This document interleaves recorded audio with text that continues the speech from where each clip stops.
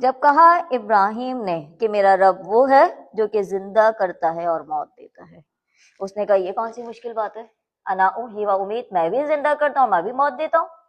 اس نے قید خانے سے 2 لوگوں کو بلایا، جس کو آزاد کرنا تھا اس کو مار دیا، اور جس کو مارنا تھا اس کو آزاد کر دیا، اور کہا کہ دیکھو موت اور زندگی میرے ہاتھ میں بھی ہے، میں نے جس کو چاہا زندہ رکھا، جس کو چاہا مار دیا۔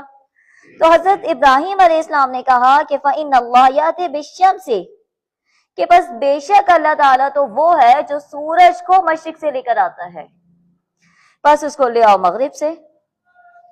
یعنی مارنا اور زندہ کرنا اگر تمہارے اختیار میں ہے تو کائنات کی ہر چیز بھی تمہارے اختیار میں ہوگی نا، سورج بھی تمہارے اختیار میں ہوگا۔